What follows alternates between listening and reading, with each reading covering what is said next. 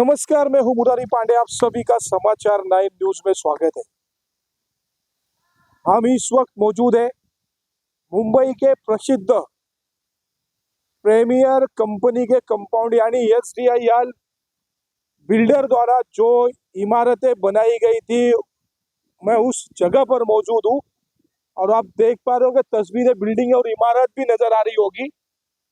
वो इमारत आप देख पा रहे होंगे, इमारत का कार्य प्रगति पर है, जोरों पर चल रहा है और इसके ठीक 1 साल पहले तक पूरी बिल्डिंग एकदम खंडहर में तब्दील हो चुकी थी। कोई भी जब यहाँ से गुजरता था तो एक भय का एक वातावरण था। पूरी तरह से लोग इस कंपाउंड में, इस इमारतों में आने से लोग डरते थे। तो आज हम यहाँ पर मौजूद और मेरे साथ आप देख पा रहे होंगे जो पिछले 15 वर्षों से एयरपोर्ट की जमीन पर बसे हुए विस्थापित यानी जरीमरी, संदेश नगर, बैल बाजार जो इलाके थे, जो एयरपोर्ट की बस जमीन है, उन जमीन पर हजारों की संख्या में बसे हुए झोपड़पट्टी धारकों के सम्मान और स्वाभिमान की लड़ाई पिछले 15 वर्षों से हजरत पठान लड़ रहे हैं। और 15 साल पहले सर्वे भी हुआ था MMRDA की तरह से और उनको आश्वासन दिया गया था कि ये सर्वे हो रहा है। अब सर्वे होने के बाद हम यहाँ के जो झोपड़े हैं, झोपड़धारक है, उनको हम यहाँ पर शिफ्ट करेंगे। SDIL में जो इमारत बनी है, जो प्रीमियर कंपाउंड में जो इमारत बनी है, वहां पर शिफ्ट करने का एक आश्वासन प्रशासन की ओर से दिया गया था। लेकिन फिर भी लगातार 15 वर्षों से आज तक कई 7,000 से अधिक झोपड़ धारकों को आज तक अपने अधिकार का घर नहीं मिला।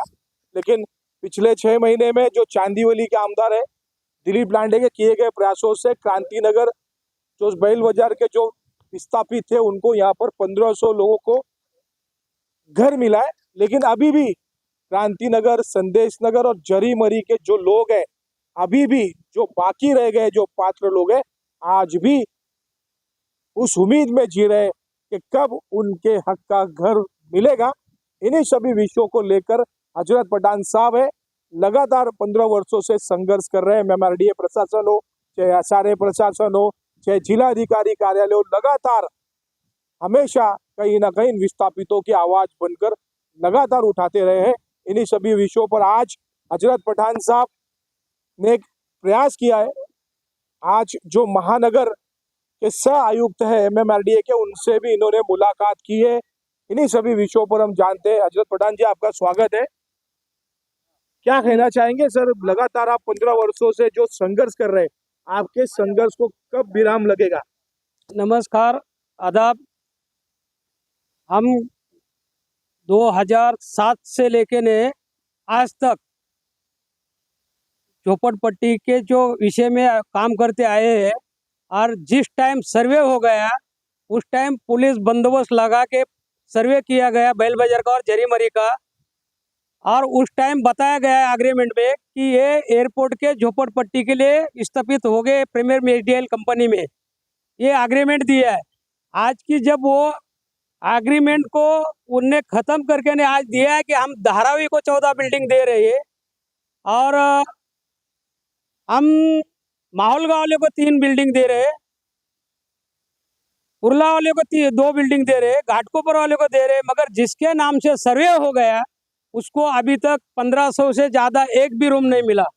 ये सरकार की और प्रशासन की ये दोगली पॉलिसी हमारे समझ में आ रही है और हमारा एक मानना है कि हम भी आने वाले टाइम में शायद कोर्ट में जाए और इस काम को ही रोक दे, क्योंकि जिसके नाम पे बिल्डिंग बनी है, जिसके नाम पे एग्रीमेंट बना है नोडल एजेंसी और एयरपोर्ट के बीच में, और वो जो एग्रीमेंट है वो एग्रीमेंट सिर्फ ये जो बिल्डिंग बने 17,500 रूम, ये सिर्फ एयरपोर्ट के झोपड़पट्टी के लिए बने थे। ये एग्रीमेंट पे लिखा है, हम नहीं बोल रहे। जिस टाइम रामानंद तिवारी जी जब आयुक्त थे, राज्य आयुक्त, जब उनके हाथ से एग्रीमेंट दिया गया कि आपके लिए जो बिल्डिंग बन रही है ATIL में प्रीमियर में, वहाँ आपका स्थापित हुआ कराया जाएगा। जबकि हमारे लोगों का जरीमरी का तो एक भी झोपड़ा अभी तक इसमें स्थापित नहीं हुआ। और दूसरी बात, नेताओं की दोगली पॉलिसी चल रही है। एक एरिया को पुनर्वसन कर रहा है, दूसरे एरिया को रूल आ रहा है।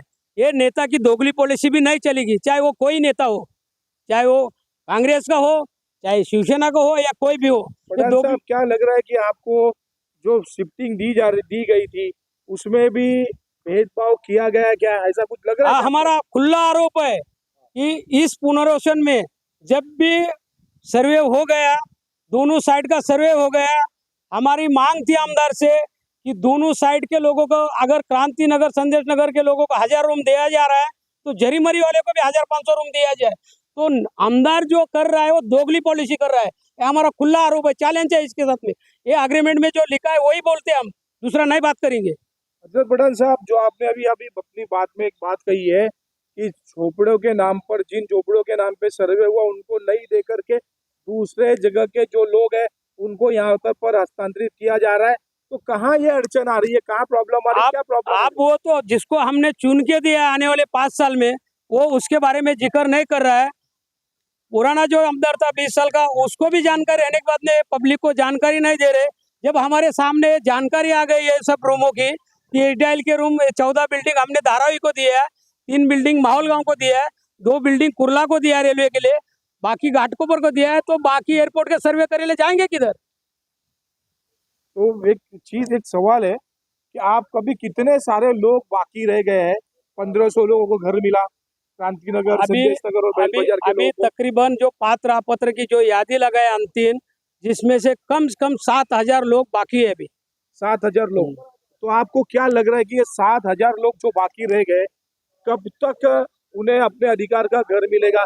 अभी हमारे आमदार के पास जाते हैं तो वो आश्वासन देता है 1 महीने के अंदर मैं थोड़ा बहुत 200-500 लोगों को मैं पुनर्वसन करूंगा, मगर ये दोगली पॉलिसी नहीं चलेगी। जो कुछ है पब्लिक के सामने बोलने का होगा या नहीं होगा। तो अपनी आज आज जब आप MMRDA ऑफिस गए थे, महानगर से आयुक्त से आपकी मुलाकात हुई थी, जो एक IAS अधिकारी है, क्या अपनी बातें रखी उनके सामने और उनकी तरफ से क्या उन- आश्वासन मिला आपको? उनके पास जो बात रखी वो जल्दी समझ नहीं पाए, और दूसरी बात क्या है, उन्होंने बोला भाई हमको हमारे नाम से लिखित दो कि हम समझे उस बात को कि आपका मुद्दा क्या है। आप देख पा रहे थे हजरत पठान, वो शख्सियत है, मैं 15 वर्षों से मैं खुद भी जानता हूँ, देखता हूँ, लगातार समाज सेवक के साथ साथ उन RTI की जानकारी भी रखते हैं और बहुत सारी ऐसी जानकारी रखने के साथ साथ बहुत सारे सामाजिक क्षेत्रों में कार्य भी करते हैं। हमेशा लगातार 15 वर्षों से अपनी आवाज हमेशा बुलंद करते रहते, जो खास करके जो एयरपोर्ट की जमीनों पर बसे झोपड़े, यानी कम से कम मुझे लग रहा है कि 9000 के करीब आसपास वहां पर झोपड़े हैं। उन झोपड़ों को यहाँ पर शिफ्टिंग की जो इमारतें आप देख पा रहे हैं, मैं एक बार चाहूंगा मेरे जो सहयोगी कैमरा है मैंने वो दिखाए, ये जो इमारतें आप देख रहे हैं चारों तरफ, इन सभी इमारतों में जो जरीमरी, संदेश नगर और बैल बाजार के जो विस्थापित थे एयरपोर्ट की जमीन के, उन सभी को यहाँ पर घर मिलने की एक ऐसी पॉलिसी सरकार की तरफ से बनाई गई थी, एयरपोर्ट अथॉरिटी की तरफ से। और एयरपोर्ट